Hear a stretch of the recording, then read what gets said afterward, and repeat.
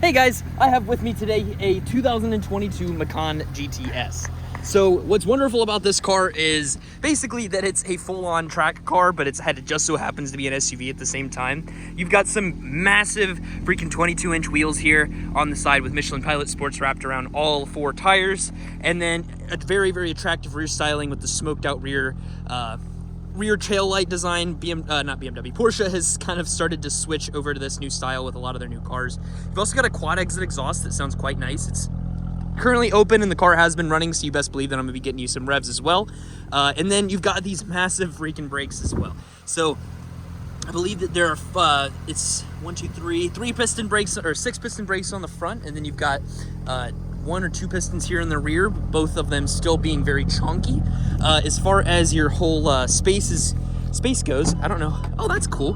The button in order to open it is integrated right into the rear wiper there.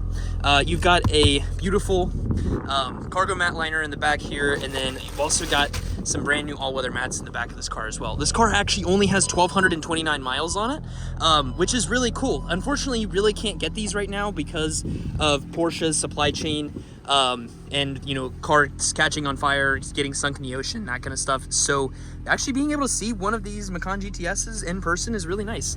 You've also got these big chunky bucket seats inside of here that are very, very comfortable, and they can pretty much be adjusted to any way that you need it to be. A back seat is not too bad. I'm 5'8", and that's where the seat's positioned in front of me. But I've probably still got about 6 inches or so of leg room in the back. Rear heated seats, rear climate control, and then you've also got some USB Type-C connectors back here as well. No sunroof in this car. Porsche lets you do some customization stuff, and personally I wouldn't get a sunroof on mine anyways, because this is kind of a baby track car. You don't really need a sunroof if you're driving a car around that's this quick. 435 horsepower, 0 to 60 somewhere in the low 4s, probably about 4.1 to 4 seconds, and as I promised, little exhaust revs for you guys as well. Exhaust is currently open. Car is in Sport Plus. Sounds really good. Get you some exterior revs.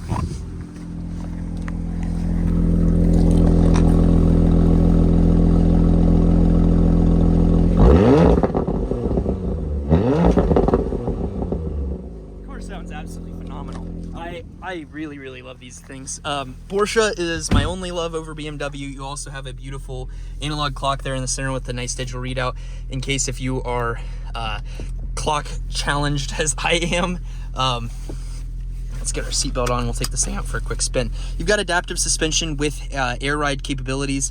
You can put this thing into off-road mode if you're trying to get a little bit more ground clearance, going to soccer practice, or your weekend trip to the, or your weekly trip to the office. If it's just a little bit too rugged out there, you know that you can still get there in your Macan GTS.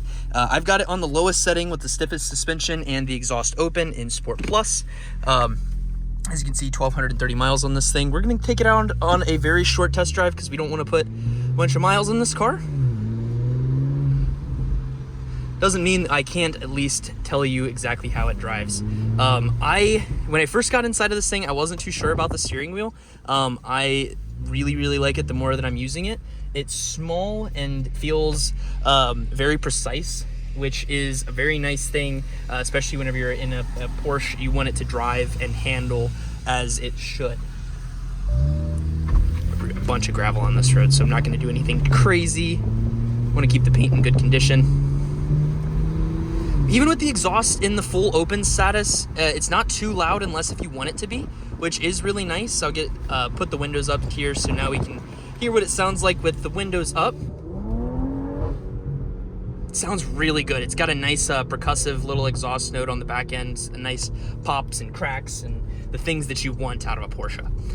The fine little mid bump here to see exactly where the center of the steering wheel is really welcome. And you have to hold this thing in kind of a weird manner. I end up with just my pinky down here and then my three fingers up here on the top for the paddle shifter. Is just how I've kind of had it. It's a lot of other cars that I drive hold the steering wheel in a different position, but once you get that figured out, it's actually really nice. And it even lends itself to driving one-handed not too bad.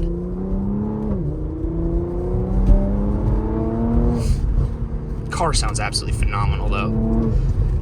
And then what I really love too, whenever you go for your brakes, it's very happy to downshift under hard braking, which you don't see a lot. In the $85,000 price range, you're competing with some real deal sports cars. Think M3, think used 911s. I mean, you're competing with some serious things. So you better be able to get that same performance out of this car. Otherwise, what's the point of even buying it? This car does have heated seats in the front as well as in the rear. And then the iDrive, the loaner, not the loaner, the interior navigation system works really, really well also. I'll do one more little pull for you.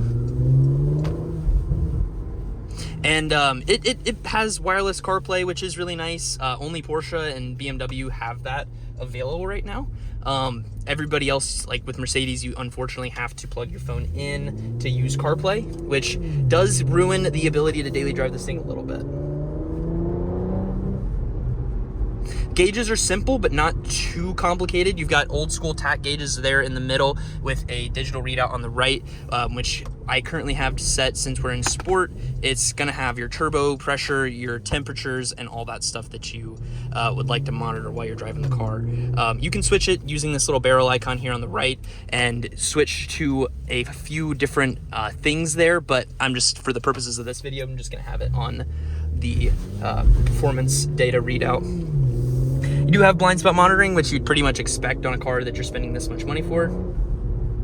And then the paddles feel really good. They are, for an SUV, they're exactly what you need. They're there if you want them. They feel purposeful, but they don't feel like they're getting in the way. They're made out of like full metal, so they feel very high quality. And they don't, I wish that the throw on the paddles was a little bit deeper, just so that it would feel a little bit more engaged when you're using it, but it does make it so that you don't have to feel like you're driving the car improperly if you're not using it. Like, I haven't used the paddles once today, and the car is downshifting exactly where I want it to, which is exactly what you're looking for whenever you're driving a car like this. As far as the sound system goes, sound system is pretty darn good. You've got front mounted speaker up there, about what you'd expect in this segment. It's an $80,000 car is going to have a nice sound system, period. My favorite thing of this car is that it still has an old school shift knob, and the backup camera is high resolution also. I'm old school, still use mirrors, but yeah, I'm very impressed with this car. Interior fit and finish is good. Everything still works as it should. And this car, even though it has 1,200 miles, still has the little airbag hanger in there, so that it feels like it's still brand new, which is awesome. Inside of here, this is where all of your stuff is for the climate control, and also your performance car things. So like your exhaust, it's all Taptic. It all tells you exactly what's going on. You've got hill descent control, lane keep assist, and the aforementioned off-road button. Climate control is easily accessible for both the driver and passenger side. Also very, very good. This car gets a solid freaking 9.8 out of 10. I've been wanting to drive it for a while.